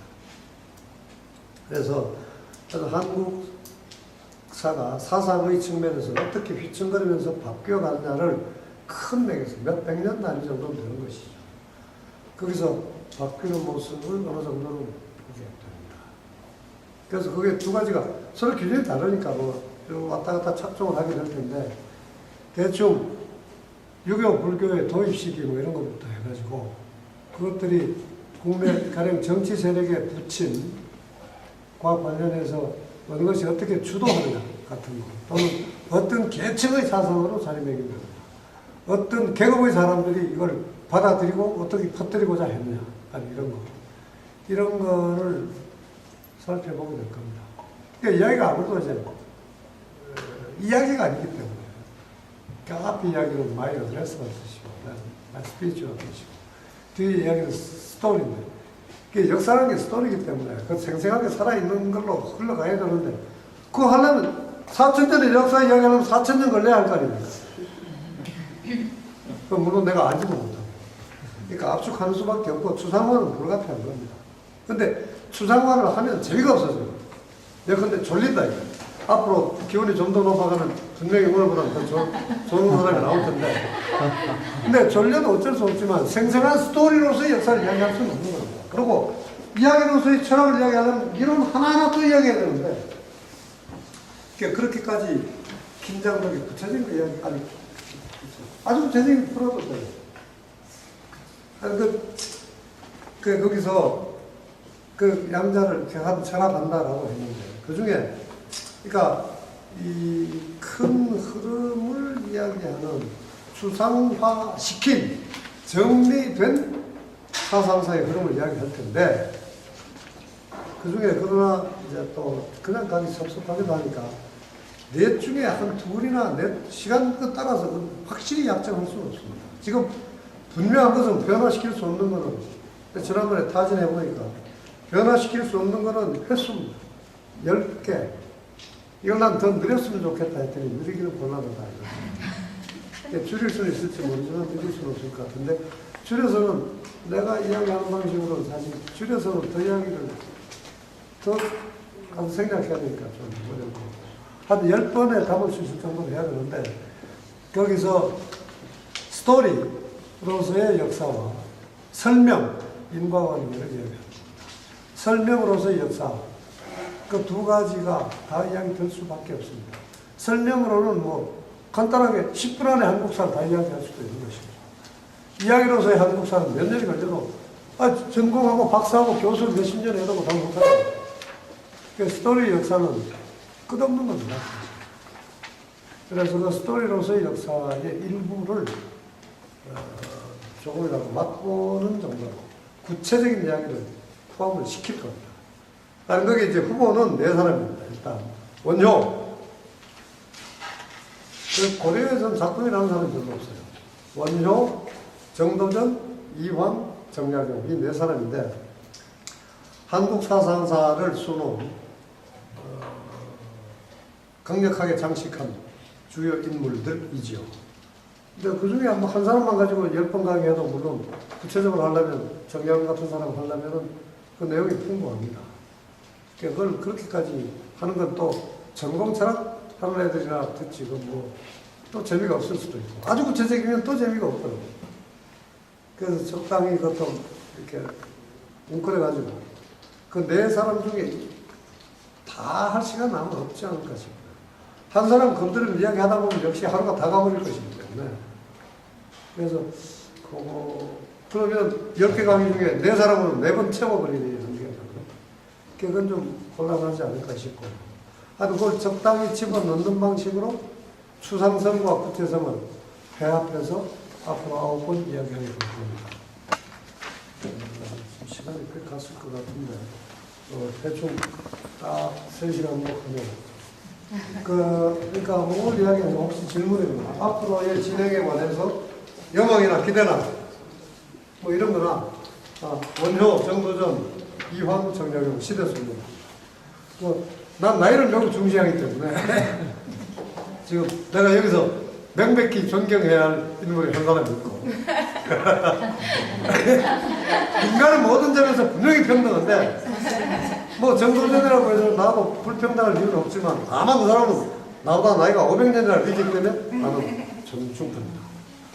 교수님, 보통 조선을 이렇게 분류를 하면 정기는 정도전을 이제 알게 되면 조선을 이해한다 그런 말하고 이제 율곡 선생을 이해를 하면 후기를 다 이해한다 그런 말을 하는데 교수님이 그 태계 선생을 선택하신 이유가 있으신지 혹시?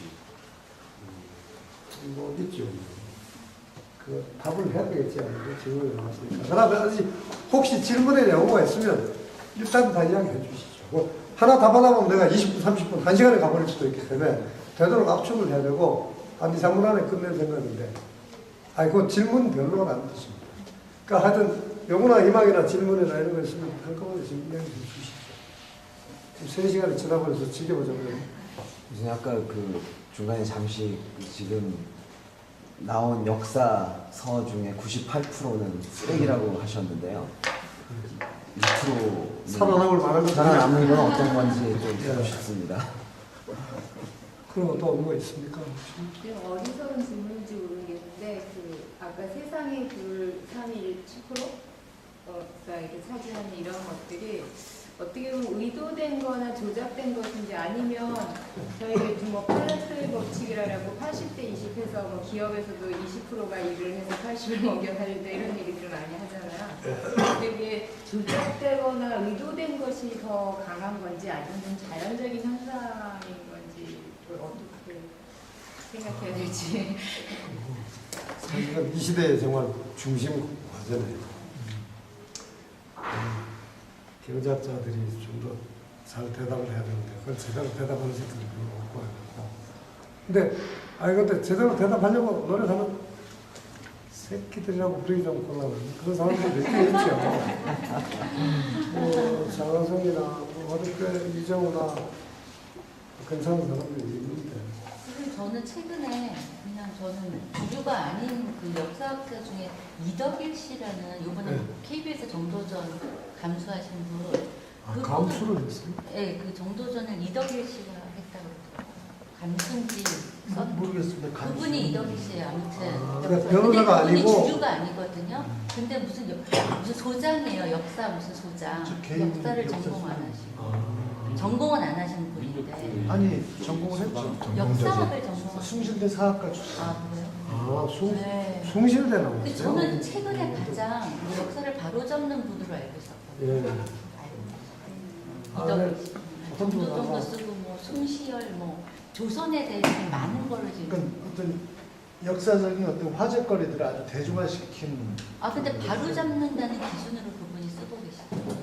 대중적으로 접근은 그분은 하지만. 친일파 쪽에 관련된 이제 그쪽에 예, 많이 예, 하셔갖고 사실 노래하는 사람들 꽤 있죠.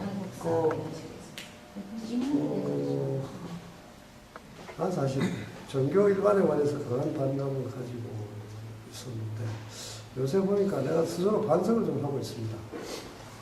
그러니까 뭐 천도교리 뭐 이런 거 다 포함해갖고 난 종교는 다 그냥 대충 그 앙금이나 찌꺼기다 이렇게 생각을 했는데 그게 꼭 그렇지는 않다는 것을 인정할 수밖에 없고요. 또 인간이 절대성과 거룩함에 대한 그냥 생리적인 건 어쩔 수 없습니다. 생리적인 욕구를 가지고 있다. 그걸 파괴할 힘이 나한테 있는 건 아니기 때문에 그걸 전적으로 부정하는 건 원하는 일이 아니다 그런 생각을 합니다. 아니, 거기서 신흥 종교 중에도 꽤 건강한 면이 있다는 건 아주 최근에 바로 몇 주 전에야 보게 된 것도 있습니다. 근데 사실 지금 우리가 자본주의에 살기 때문에 이걸 잘 부정할 수는 없잖아요. 나는 뭐 개혁운동을 나름대로 약간씩은 하고 있습니다. 근데 우리 체제를 바꿀 정도. 그러니까 공화국이라는 정치의 체제나 자본주의라는 경제의 틀이나 이거를 바꿀 정도의 거대한 꿈, 혁명 같은 건 꿈꾸지 않습니다. 그리고 우리가 온당하다고 생각하지 않고 또 무엇보다 이게 가능하지 않습니다. 그런 점에서 성장의 경제 논리도 어느 정도는 수용할 수밖에 없죠. 지금 이미 한국 경제가 아마 한 80%는 국제 영역 속에 들어갔을 겁니다. 순수 독자 영역 10% 조금 넘을까 그 정도밖에 안 될 겁니다. 그래서 지금 원시 시대로 돌아가려고 하지 않는 한 나는 돌아가는 게 좋다고 봅니다. 나는 원하지만 이미 90몇 %는 하는 걸 원하지 않을 테니까 지금 누리고 있는 문명의 이 기술 이거를 인터넷 시대에 와서 원시 시대로 가자는 게 말이 되냐. 나만 해도 핸드폰 없이 못 사는 거예요, 사실. 그러니까 적응해야 할 것이 분명히 있는 거고요. 그 점에서는 자본주의 틀이라는 게 어쩔 수 없다고 생각합니다. 그런데 문제는 사실 지금도 아까 80대 20 했지만 실은 지금 큰 힘으로 지구를 움직이고 있는 그 세력들로 보면 사실 80대 20이 아닙니다. 99대 1입니다. 그 중에 열심히 그걸 따라갔던 졸개 중에 대한민국 성원 중에 가장 대표적인 사람이 이명박입니다. 그리고 그건 의도를 갖고 있는지 아닌지 모르지만 지금도 아주 같은 톤을, 스탠스를 유지하고 있는 것이고. 근데 희한하게 지금 또 박근혜 정부에서도 열심히 또 그를 조정하고자 하는 또 다른 사람들도 사실 집단도 있습니다. 가령 최근에 최경환의 경제 정책 같은 거 보면은 그건 매우 바람직한 것이기도 합니다. 이론적으로는. 근데 그것이 또 희한하게 여권 속에서도 힘을 잘 못 얻는 경향도 또 있어요. 그게 뭐 어디가 어딘지 헷갈리기도 한데. 근데 분명히 큰 힘들은, 그러니까 세계 수준에서 흔드는 큰 힘들은 분명히 의도적으로 99대 1을 향해서 가고 있습니다. 가령 왜, 교수 버핏인가 뭐 이런 사람들 왜 미국에서 작년에 재밌는 기자회견을 했죠. 정부야, 반성해라. 우리 같은 최고 수준의 부자들에게 고율의 세금을 매겨라.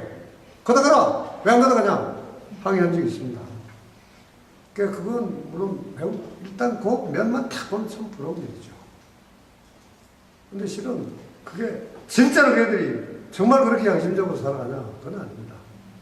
걔들이 최고 수준의 부자임을 안정되게 유지하기 위해서 그런 고백을 하는 겁니다. 걔들 얼마나 자신이 넘쳐요.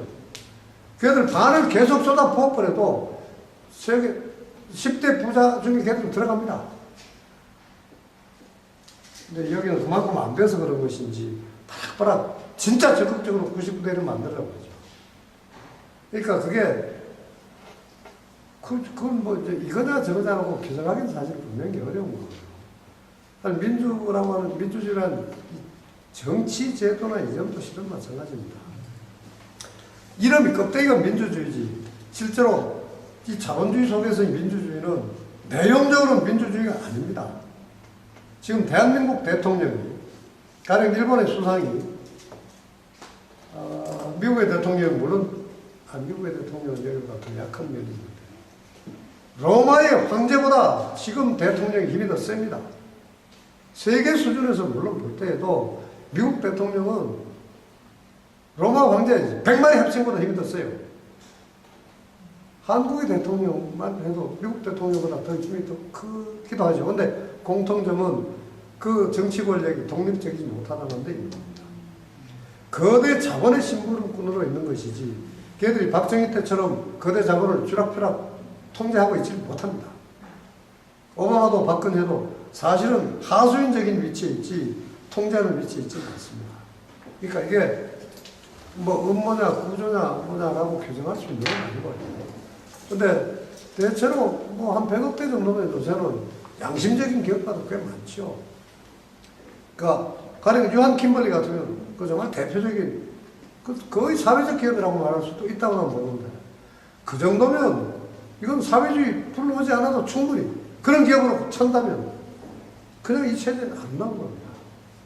사회주의가 갖는 그 나태하게 만드는 악 요소도 있는 것이기 때문에 인간은 교환을 통해서 의식, 깨우침을 통해서 확변할 수 있는 게 아니거든요.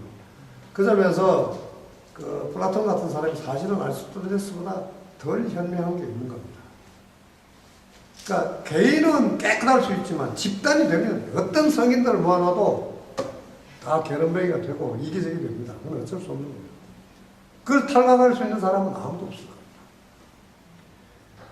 그래서 이제 민주주의라고 하는 게 공동의 의식적인 노력, 실천으로 그걸 바꿔나가는 것인데 가령 인터넷 시대는 모든 사람이 권력을 n분의 1로 가진 만큼 지금 발전했다고 할 수 있어요.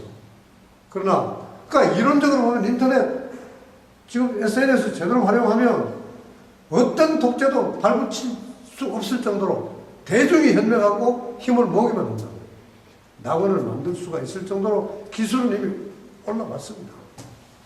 지금 뭐 꼭 더 이상 로봇가 살 필요 아니겠어요. 이만해도 충분한데 더 만들어도 그만이지만 더 만들면 다시 로봇가 인간을 지배하는 또 다른 부작용이 생길 것이란 문제인데 이론적으로는 어쨌든 우리는 충분히 발전하고 있어요. 근데 현실 속에서는 언제나 그렇지 않습니다. 로버트 미첼스라고 19세기, 20세기 초일 텐데 민주주의라고 껍데기를 썼어도 실제로 언제나 현실 정치는 올리가키다. 과도 지배이다. 소수의 지배다. 그걸 벗어날 수 있는 체제는 없다라고 칼퇴한 사람이 있습니다. 그건 매우 양심적인 정치학자라고 나는 생각합니다. 그거는 현실을 제대로 보는 것이죠. 그래야 한다는 주장이 아니거든요. 근데 아무리 아름다운 저걸 중에도 최태원이 같은 애는 비교적 순진하고 꽤 의지도 괜찮은 애입니다. 근데 그런 애는 깜빵 들어가 있고 아주 악에 극을 달리고 있는 이건희는 대통령 몇 마리 와서 저절 깁니다. 그런 게 우리의 현실입니다. 그러니까 근데 사실은 전두환도 못난 김대중도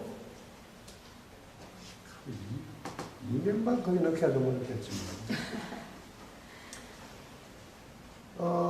가령 글쎄요 이건희 아버지 뭐지 이병철이나 정종이나 이런 사람들까지도 적어도 자기 의식 속에서는 애국자이고 복지 희부를 한 사람일 겁니다. 전두환이조차도 그렇다고. 이명박이보다 전두환이보다 더 애국자였다고 봅니다. 자기 의식 속에서는 그랬다는 얘기예요. 물론 진실로 보면 전두환이가 훨씬 나쁜 새끼죠. 동료 생명을 수백을 죽였는데 그걸 좋은 놈이라고 할 수가 없지. 지가 알고 지가 지휘해서 죽였는데. 그러나 이명박이는 수백만 수천만의 미래 생명까지 죽였어요. 그러니까 질적으로 더 나쁜 놈이죠.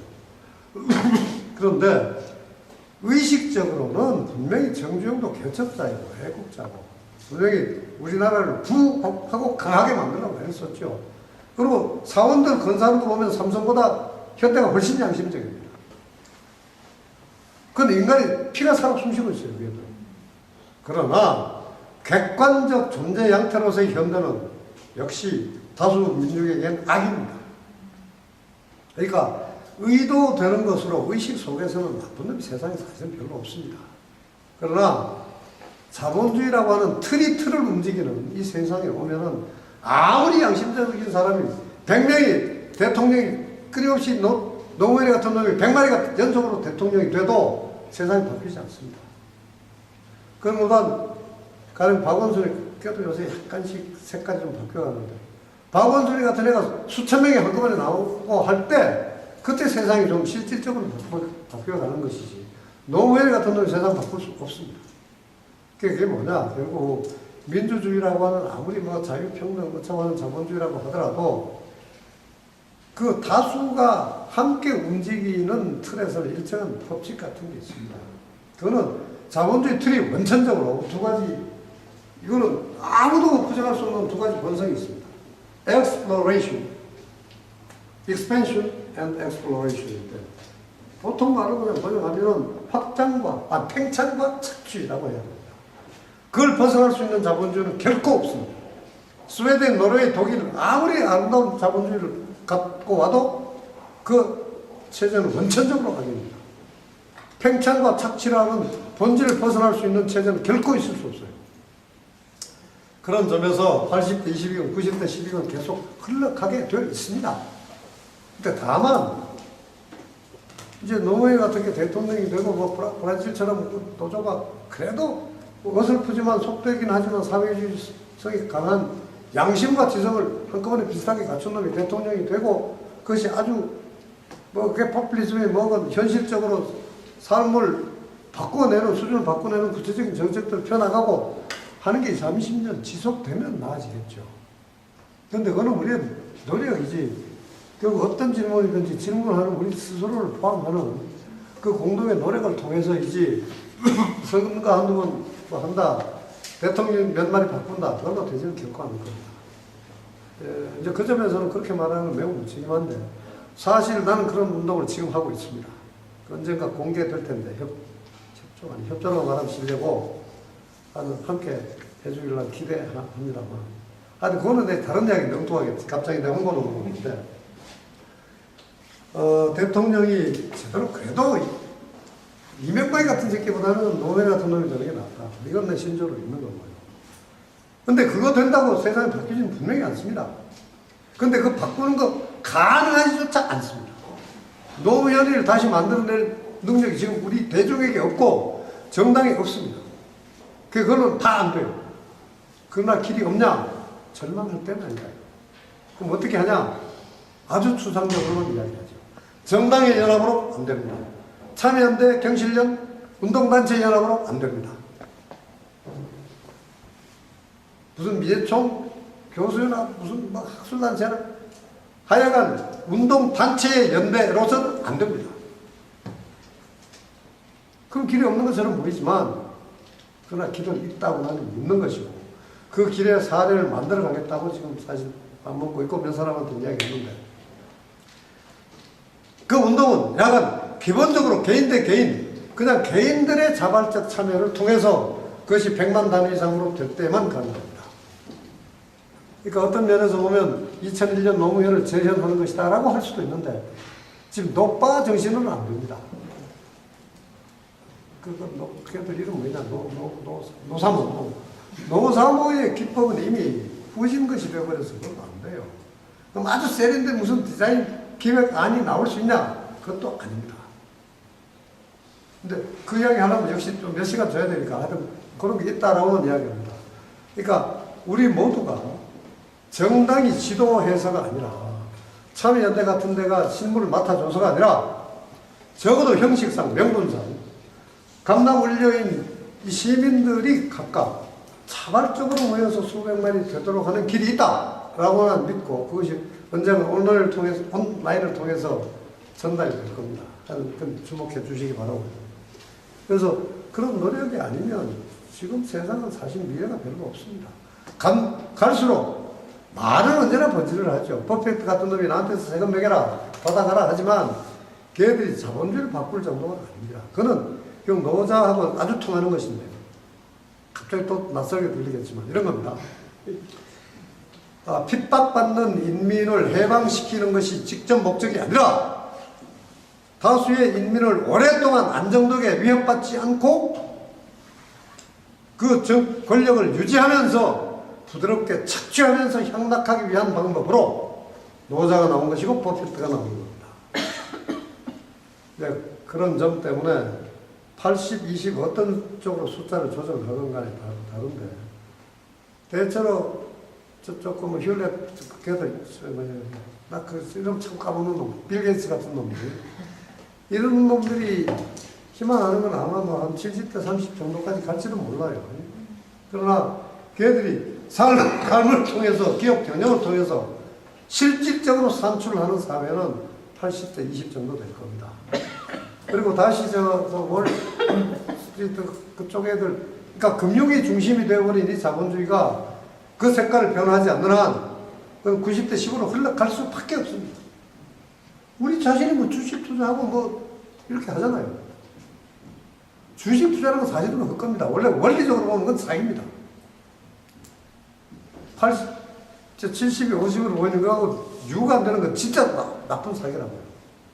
근데 그건 우리 정당한 것이고 투자에, 그러니까 재산 불리기 정당한 방법이 하다 이렇게 생각하고 있잖아요.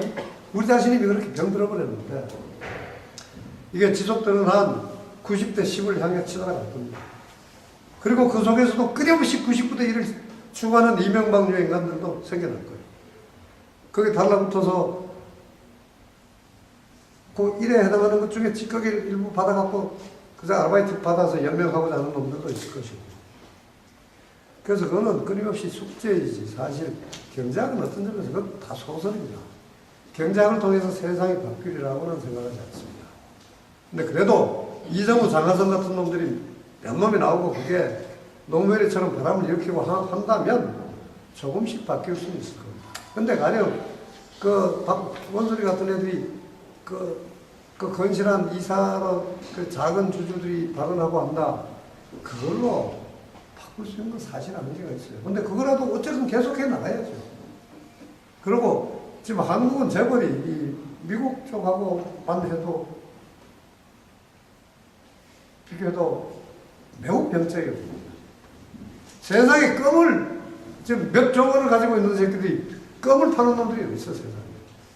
근데 요새 세계적으로 한국이 선행주자가 돼갖고 이제 지금 미국까지 퍼져나갈 수도 있을 겁니다.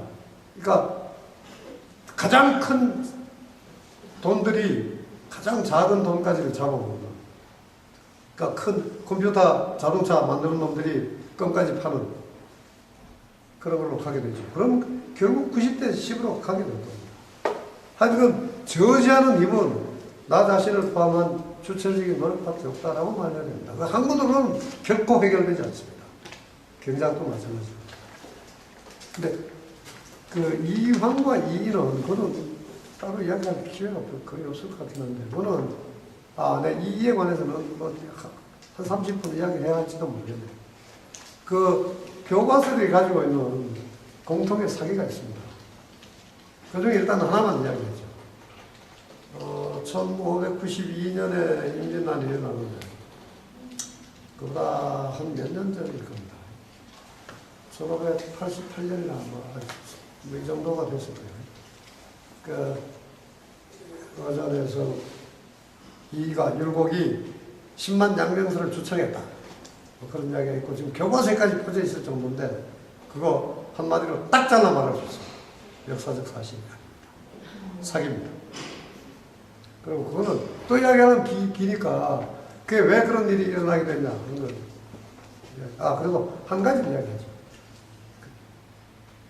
지금 우리가 인구가 남한만 5천만입니다. 지금 남한 사회의 병력이 50만에서 60만 사이. 그럼 자 50만이라고 치고 5천만 100명 중에 얼마입니까? 현역 군대입니다. 근데 현역 군대는 기본적으로 국비로 운영하는 겁니다. 지금 우리의 경제력이 세계 10위입니다. 세계 10위인 강력한 나라 대한민국이 인구의 1%를 다수 세계 몇째 갑니다. 그 군대력을 유지하고 있어요. 경제력 조선시대하고 지금 비교가 됩니까? 물론 그때 뭐 세계 100위가 되거나 그런 꼴찌인 나라는 아니었지만 적어도 경제력이 세계 10위가 된다 할 정도의 국력은 아니었습니다. 조선이. 그럼 유럽 애들 저거 하는 거 쫙 몇십 개 있고 그 다음에 갔을 텐데 그 조선에서 그때 인구가 임진난 직전에 얼마냐? 대충 200만에서 300만 사이입니다. 200만 1%면 얼마입니까? 2만입니다. 지금 이렇게 강력한 덴시티를 가지고 있는 이 경제강국 대한민국에서 인구 1% 50만 무지무지하게 큰 겁니다. 지금 그걸 유지하는데 우리 허덕대고 있고 군축하자라고 그러고 있어요. 그리고 이만큼 강력한 인구 비례로 다수의 군대를 갖고 있는 게 세계적으로 별로 없습니다. 조선시대에. 그럼 그걸 같은 비율이라고 치고 2만 원이에요. 그때 10만을 양병한다? 그럼 미치광이가 어딨어? 만약 주장했다면 이는 미친 새끼야. 이가 그런 주장을 한 적이 결코 없습니다. 정상적인 개혁 지향 이 일을 그렇게 미치광이로 만든 거예요. 근데 걔들은 그런 포괄적인 사고를 못했기 때문에 그런 엉터리를 그 제자급, 자손급 제자들이 만들어낸 겁니다. 사기입니다. 기록의 사기로. 일단 그것만으로도 일단 설명이 될 겁니다. 조선시대 10만을 어떻게 전문 군행을 만들어내냐? 불가능한 거예요. 미국도 그 비례로 만들 수 없습니다. 국민 개병제건 지원제건 어떤 지원인지 불가능합니다. 그걸 주장했다면 분명히 말할 수 있어요. 미치광입니다. 근데 이는 미치광이가 아닙니다. 그런 사기가 있었고요. 그리고 고약은 하여튼 하게 되면 좀 다른 지진 게 나오겠죠. 그 2%의 책은 사실은 실제로 제도권에서 교과서에서 채택되는 건 없습니다. 그게 50년대 내가 초등학교 다닐 때, 중학교 다닐 때 정도까지는 그래도 건실한 교과서들이 있었습니다. 예컨대 저 우스꽝스러운 이야기를 하자면 내가 다닐 때 초등학교에 사회 교과서에서 칸 마르크스 수염 이렇게 난 그 초상이 나왔었어요. 그때 신학사상이 주들 초등학교 교과서에 있었어요. 근데 지금 나타네일 호손 정도의 건실한 이야기조차도 지금 중고등학교 교과서에서까지 싹 빠졌습니다. 지금 역사가 정식 교과가 아닌 건 다 알죠. 7차, 6차에서부터, 7차에서부터 없어졌어요. 이런 그런 뭐라고 하나, 아니, 무슨 단계라고 해갖고, 한국사, 국사를, 대체로 1876년, 뭐 상징적으로 말하자면, 그때 이후에 그런 국사가 아닙니다. 필수적으로 가르쳐야 하는 공통과목 국사에서는 빠져있는 것이고, 근대 이후의 역사는, 아주 무슨 진보 단계 뭐, 근현대사 선택. 선택인데, 그걸 커리큘럼 종목, 커리큘럼 군을 규정하는 게 있는데, 그게 약간 상급 과목, 뭐 이런 식의 의미를 갖는 걸로 교육부가 만들었어요. 그러니까 선택하는 학교는 거의 없습니다. 그래서 역사는 공통으로 배워야 하는 것만큼만 부과하고, 도덕이나 윤리 같은 것도 뭐 이상한 국민윤리 찌꺼기 같은 걸 계속해서 뭐 일주일에 몇 시간 부과하고, 선택으로 돼 있는 걸 선택하지 않는다. 그건 교육학, 심리학, 철학, 하나도 돼 있지 뭐. 4개가 고등학교에 하나 선택하게 돼 있어요. 철학을 선택하는 학교는 전국에서 아마 20개가 안 될 겁니다. 근데 압도적으로 많은 학교에서 선택하는 게 뭐냐? 교육학입니다. 고등학교에서 교육학이 무슨 필요가 있어요? 그건 분명히 큰 눈을 맞대고 좋은 독집에서 만난 게 아니라 어떤 식으로든지 큰 악의 클랜이 움직이고 있는 겁니다. 분명합니다. 그 지금 수만 개인가 수천 개인가 고등학교의 압도적인 다수 학교에서 교육학을 선택을 하고 있다. 고등학생 교육학에서 뭐하냐? 하는 그런 식의 어떤 그러니까 그걸 이제 보피아라고 하지 관피아가 분명히 작동하고 있습니다. 그래서 운동으로서의 학문을 하는 신채호처럼 신채호는 사실 독립운동가였지만 기본적으로 학문꾼입니다. 붓쟁이지. 그런 쪽에서 나오는 책들이 2%를 구성하는 거지 42%가 안 됩니다. 그런데 그 2%도 철학에서 가령 이야기로 보는 뭐 한국 철학에서 아까 내가 잠깐 이야기했죠. 한국 철학 사상 연구회라고 하는 진보 분들이 모여 있는 게 있는데 걔들이 만든 이야기 한국 철학에 있는데 실은 보면 걔들이 연륜이 짧거든. 그러니까 의도는 갸륵한데 착한데 또 막연한 말하자면 진보 지향인데 그 한국의 역사를 기술하는 그들의 설명을 보면 매우 어설퍼요. 80년대 노동운동에 그 아주 웃기는 진보 서적들이 꽤 있었습니다. 그러니까 어설픈 마르크시스트 책들인데 가령 뭐 이 세상에 사장놈들은 우리 노동자를 핍박하기 위해 날로 날조하고 어쩌고 뭐 이런 것이 책으로 나와요. 그 철학 에세이라는 이름으로 그렇게 비슷하게 나왔고, 그러니까 진보의 그 토사물이 아주 쓰레기인 경우도 사실 꽤 있습니다. 품격에서, 품위에서는 전반적으로 진보가 사이비 보수보다 더 떨어집니다. 사실은 보수가 아까 없다 그랬잖아요. 찌꺼기들인데, 박근혜 봐요. 언제나 옷 매무새 당당하게 이렇게 하고 가지. 근데, 과연 나만 해도 난 벌거벗고 잘 사는데, 나야 집에서 벌거벗지. 진짜 광화문 한복판에서 벌거벗은 그런 식의 행태를 벌이고 있는 진보분들도 꽤 있다고. 지저분한 진보. 그런 점에서 사실 안타까운 일인데, 의욕이 강렬하고 좀 열정으로 노력까지 하는데 알이 모자라고 제대로 된 학적인 업적을 내지는 사실은 못하고 있어요. 그보다는 좀 조용한 사람들, 그리고 50년대 냈던 사람들, 가령 한국 철학사 같은 애도 참 이런 까입니다. 전공 철학자가 아닌 사람들이 훨씬 성실합니다. 한국 사도 마찬가지입니다.